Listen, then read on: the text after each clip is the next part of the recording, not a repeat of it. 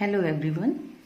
आज की मेरे इस वीडियो का जो टॉपिक है वो है ambient nucleophiles and regio selectivity. हो सकता है कि इस वीडियो में मैं रिजियो सेलेक्टिविटी कवर ना करके नेक्स्ट वीडियो में करूं, बट ये दोनों टॉपिक्स इंटर रिलेटेड हैं, एक दूसरे से रिलेटेड हैं, इसलिए मैंने इनको एक साथ लिख दिया है। तो सबसे पहले हम डिस्कस करेंगे एम्बिडेंट न्यूक्लियोफाइल्स। और एम्बिडेंट न्यूक्लियोफाइल्स को समझने से पहले आपको ये पता होना चाहिए कि न्यूक्लियोफाइल्स क्या होते हैं। You all must be knowing that what are nucleophiles. Nucleophiles are electron rich species. Okay, ऐसी स्पीशीज जिनका इलेक्ट्रॉन घनत्व ज़्यादा होता है, चाहे उस पर नेगेटिव चार्ज हो, चाहे नेगेटिव चार्ज शो नहीं हो रहा हो, but the species should be electron rich. तो इलेक्ट्रॉन रिच स्पीशीज जो होती हैं वो न्यूक्लियोफाइल्स होती हैं। जनरली इन पर नेगेटिव चार्ज होता है, नेगेटिवली चार्ज होती हैं। बहुत सारे एग्जाम्पल्स हैं, जैसे साइनाइड आयन है, क्लोराइड आयन है, नाइट्रेट आयन है। ये सब के सब न्यूक्लियोफाइल्स की तरह काम करते हैं। Now what are ambident nucleophiles? The nucleophiles with two nucleophilic centers are called ambident nucleophiles. ऐसे न्यूक्लियोफाइल्स जिनमें दो सेंटर्स हों अटैक के लिए, जैसे न्यूक्लियोफाइल जिस स्पीशीज के ऊपर अटैक करने वाला है उस स्पीशीज से रिएक्ट करके वो एक से ज्यादा प्रोडक्ट बनाए, दो प्रोडक्ट्स बना सके, ऐसे न्यूक्लियोफाइल को कहते हैं एम्बिडेंट न्यूक्लियोफाइल, जिनमें दो न्यूक्लियोफिलिक सेंटर होंगे। अब ये दो न्यूक्लियोफिलिक सेंटर्स कैसे पॉसिबल हैं? मान लीजिए एक न्यूक्लियोफाइल है साइनाइड आयन, तो साइनाइड में C और N है, तो नाइट्रोजन पर भी नेगेटिव चार्ज रह सकता है और C पर भी नेगेटिव चार्ज रह सकता है। ऐसा कैसे पॉसिबल होगा? ऐसा पॉसिबल होगा केवल रेजोनेंस द्वारा। तो ऐसे न्यूक्लियोफाइल्स जिनके अंदर डीलोकलाइजेशन ऑफ इलेक्ट्रॉन्स होता हो, यानी कि रेजोनेंस पॉसिबल हो और एक से ज़्यादा रेजोनेटिंग स्ट्रक्चर्स बन सकते हों, और जो रेजोनेटिंग स्ट्रक्चर्स हैं उनमें जो नेगेटिव चार्ज है वो दो सेंटर्स पर शो हो रहा हो, ऐसे न्यूक्लियोफाइल्स को कहेंगे एम्बिडेंट न्यूक्लियोफाइल्स। एक और तरह से इसको डिफाइन किया जा सकता है, anionic nucleophiles that can attack the substrate through two or more atoms to give different products are called ambident nucleophiles. वही बात जो अभी मैंने आपको समझाई कि न्यूक्लियोफाइल जो हैं वो एनायनिक स्पीशीज हैं, और इनमें जो है सबस्ट्रेट पर जब अटैक करें तो वो ज़रूरी नहीं है कि एक ही एटम इनका अटैक कर सकता है। इनके एक से ज़्यादा एटम, यानी कि दो या दो से ज़्यादा एटम भी अटैक कर सकते हैं और डिफरेंट प्रोडक्ट्स दे सकते हैं। इस प्रकार के न्यूक्लियोफाइल्स को कहेंगे एम्बिडेंट न्यूक्लियोफाइल्स। तो जो नेगेटिव चार्ज है एम्बिडेंट न्यूक्लियोफाइल का, वो negative charge it is delocalised by resonance over two unlike atoms और over two like but non equivalent atoms. यानी कि ये जो दो सेंटर्स हैं न्यूक्लियोफिलिक सेंटर्स, वो सिमिलर एटम्स के भी हो सकते हैं, सिमिलर बट मतलब like but non equivalent atoms, ठीक। और ये जो है ये डिफरेंट एटम्स भी हो सकते हैं। एक बहुत ही सिंपल एग्जांपल से मैं ये बात समझाऊंगी आपको। ये आपके सामने एसीटोन का फॉर्मूला लिखा हुआ है नीचे। यहाँ पर एसीटोन के ऊपर जब बेस का अटैक होगा, यानी कि ये एक बेस कैटेलाइज्ड रिएक्शन है, तो एसीटोन में आप देख सकते हैं कि बीच में कार्बोनाइल ग्रुप है, राइट। कार्बोनाइल ग्रुप जो है उसमें ऑक्सीजन की इलेक्ट्रोनेगेटिविटी ज़्यादा है, इसलिए ये इलेक्ट्रॉन जो पाई इलेक्ट्रॉन है बॉन्ड के अपनी तरफ खींचेगा और इस पर स्लाइट पॉजिटिव चार्ज आ जाएगा कार्बन पर, और इस पर स्लाइट नेगेटिव चार्ज आ जाएगा ऑक्सीजन पर, राइट। अब इस पर पॉजिटिव चार्ज आएगा, यानी ये इलेक्ट्रॉन डेफिशिएंट हो गया कार्बन, तो ये दोनों तरफ से इलेक्ट्रॉनों को अपनी तरफ खींचेगा। एंड नाउ चूंकि दोनों मिथाइल ग्रुप लगे हुए हैं, इलेक्ट्रॉन डोनेटिंग ग्रुप्स हैं, तो कार्बन और हाइड्रोजन के बीच का जो बॉन्ड है वो लूज हो जाएगा। कार्बन और हाइड्रोजन के बीच का जो बॉन्ड लूज हो गया, तो जो जैसे ही बेस की रिएक्शन करवाएंगे वैसे ही इस आइदर इधर से और इधर से एक H निकल जाएगा, प्रोटॉन डोनेट कर देगा। ये एसीटोन जो है वो बेस को प्रोटॉन डोनेट करके ये BH निकल गया, ये बेस, और ये एक प्रोटॉन जो एसीटोन से निकला, और फर्स्ट स्टेप में एक कार्बन आयन बन गया, राइट। इस कार्बन आयन में आप देख सकते हैं कि रेजोनेंस पॉसिबल है, बिकॉज ये जो ऑक्सीजन के नॉन बॉन्डिंग इलेक्ट्रॉन्स हैं, ये जो पाई इलेक्ट्रॉन्स हैं, ये इन इलेक्ट्रॉनों के साथ कॉन्जुगेशन में है, इसलिए इसका एक और रेजोनेटिंग स्ट्रक्चर बन सकता है जो कि यहाँ है।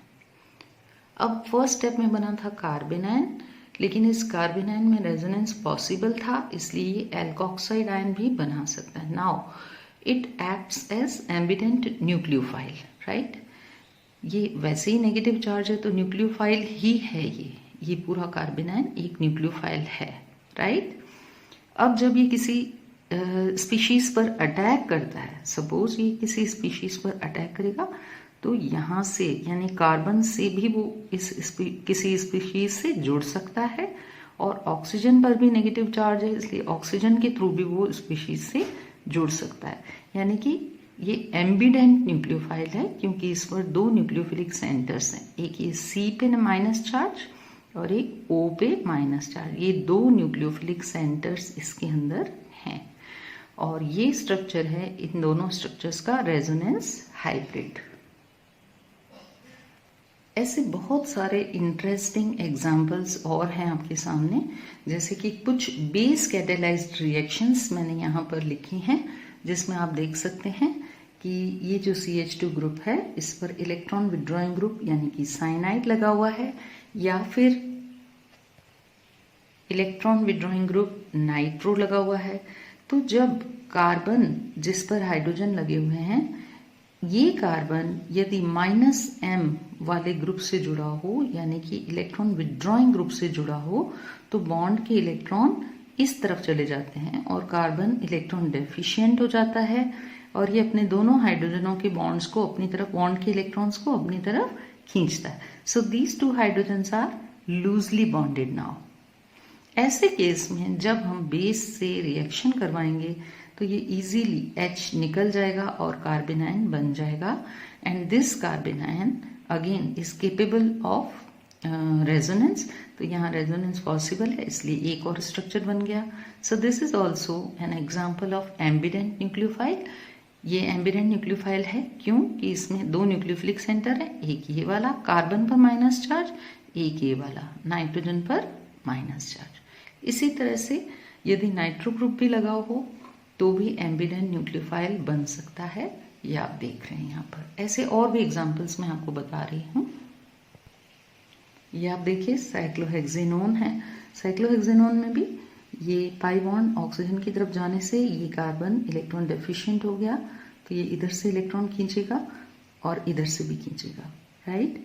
तो ये वाले हाइड्रोजन या इधर वाले हाइड्रोजन लूजली बॉन्डेड हो जाएंगे और बेस से रिएक्शन करते ही एक H इजीली निकल जाएगा, and again you will get ambient nucleophile like this. एक और इंटरेस्टिंग एग्जाम्पल है मेलोनिक एस्टर और एसिटो-एसिटिक एस्टर का। ये बहुत ही इंपॉर्टेंट एग्जाम्पल है।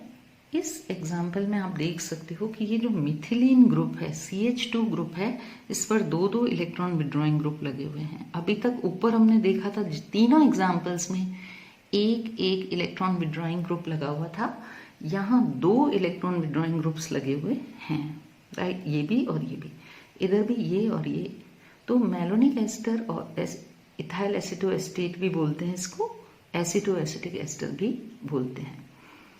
इनमें जो ये मिथिलीन ग्रुप है, इसका कार्बन हाईली इलेक्ट्रॉन डेफिशिएंट हो जाता है क्योंकि इस पर दो दो इलेक्ट्रॉन विड्रॉइंग ग्रुप लगे हुए हैं, और इसके जो दोनों हाइड्रोजन्स हैं इस मिथिलीन ग्रुप के, वो लूजली बॉन्डेड हो जाते हैं। जैसे ही बेस से रिएक्शन करवाएंगे ये इजीली अपना एक हाइड्रोजन दे देगा और ये भी अपना एक हाइड्रोजन इजीली दे सकता है।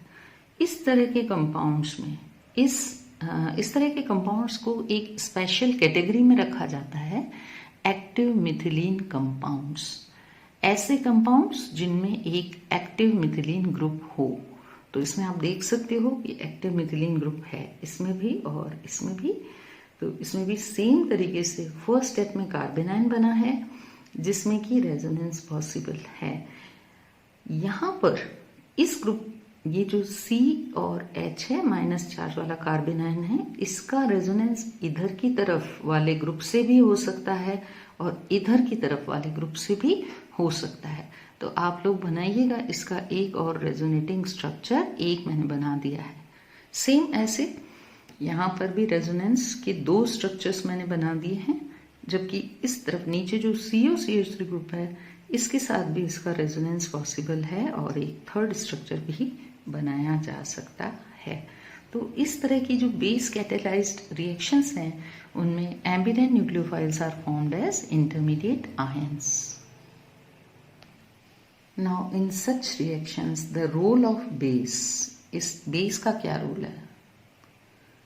The role of base is to abstract a proton from CH bond which is adjacent to one or more groups of -m type to afford a carbanion. Base का क्या रोल है कि वो जो carbon hydrogen bond है उसमें से hydrogen को एब्स्ट्रैक्ट कर ले, निकाल ले, और ये कार्बन हाइड्रोजन बॉन्ड वो होना चाहिए जिसके बिल्कुल पास में या तो एक या दो, एक या एक से ज़्यादा इलेक्ट्रॉन विड्रॉइंग ग्रुप लगे हुए होने चाहिए। जैसा कि साइनाइड और नाइट्रो के केस में हमने देखा कि एक साइनाइड और एक नाइट्रो लगा हुआ था, दूसरी तरफ भी लगा हो सकता है उसमें। और मेलोनिक एस्टर के केस में और एसिटो एसिटिक एस्टर के केस में हमने देखा कि 2 इलेक्ट्रॉन विड्रॉइंग ग्रुप्स लगे हुए थे। तो ये जो इलेक्ट्रॉन विड्रॉइंग ग्रुप लगे हुए हैं ये रेजोनेंस के थ्रू इस कार्बेनाइन को स्टेबलाइज भी करते हैं और इसको एम्बिडेंट न्यूक्लियोफाइल की तरह इसका रोल शुरू हो जाता है। Other examples of ambident nucleophiles are cyanide एक एम्बिडेंट न्यूक्लियोफाइल है। साइनाइड अकेला एक ये किसी से जुड़ा हुआ ना हो तब भी ये एक एम्बिडेंट न्यूक्लियोफाइल है, क्योंकि जब साइनाइड आयन की रिएक्शन एल्काइल ग्रुप से करवाई गई तो 2 प्रकार के प्रोडक्ट्स बने, एक जिसमें ये कार्बन के थ्रू R ग्रुप से जुड़ा और दूसरा जिसमें ये नाइट्रोजन के थ्रू R ग्रुप से जुड़ा। तो यानी कि साइनाइड्स बने और आइसोसाइनाइड्स बने, नाइट्राइल्स भी कहते हैं साइनाइड्स को। इसी तरह जो नाइट्रेट आयन है NO2 माइनस आयन है वो भी एक एम्बिडेंट न्यूक्लियोफाइल है। It can react with R+ ion to give 2 types of products, that is nitro compounds भी दे सकता है जिसमें एल्काइल ग्रुप से ये नाइट्रोजन के थ्रू जुड़ा है, और नाइट्राइट कंपाउंड भी दे सकता है जिसमें ये ऑक्सीजन के थ्रू जुड़ा है NO2 ही, पर जो NO2 का O है वहां पर नेगेटिव चार्ज हुआ तो ये प्रोडक्ट बनेगा और N पर हुआ तो ये प्रोडक्ट बनेगा। तो इस तरह के जो सिंपल एम्बिडेंट न्यूक्लियोफाइल्स भी पॉसिबल हैं। फिनॉक्साइड आयन का नाम आपने सुना होगा, फिनॉल से बनता है फिनॉक्साइड आयन। तो ये जो फिनॉक्साइड आयन है ये भी एक एम्बिडेंट न्यूक्लियोफाइल है, क्योंकि इसकी भी रिएक्शन जब एल्काइल हैलाइड से करवाते हैं, क्योंकि इसमें रेजोनेंस पॉसिबल है, ऑक्सीजन पर भी नेगेटिव चार्ज रह सकता है, और यदि ये इधर आ जाए माइनस चार्ज के इलेक्ट्रॉन्स और ये वाले इलेक्ट्रॉन यहाँ चले जाएं तो इस कार्बन पर माइनस चार्ज आ जाएगा। तो it acts as ambident nucleophile. जो एल्काइल हैलाइड का एल्काइल ग्रुप है वो यहाँ भी जुड़ सकता है, यहाँ आप देख सकते हैं O पर जुड़ा तो हम कहेंगे O एल्काइलेशन हुआ, और यहाँ भी जुड़ सकता है, राइट, तो ये C एल्काइलेशन हुआ। अब यदि ये नेगेटिव चार्ज घूमता हुआ इधर आया या इधर आया तो ये एक और प्रोडक्ट बन सकता है, बट ये है C एल्काइलेशन, कार्बन पर एल्काइलेशन, यहाँ ऑक्सीजन पर एल्काइलेशन। तो इतने सारे एग्जाम्पल्स हमने देखे और आई होप आपको एम्बिडेंट न्यूक्लियोफाइल टॉपिक बहुत ही अच्छी तरह से समझ में आया होगा, और कोई क्वेरी हो तो आप पूछिएगा। Thank you very much, have a nice day.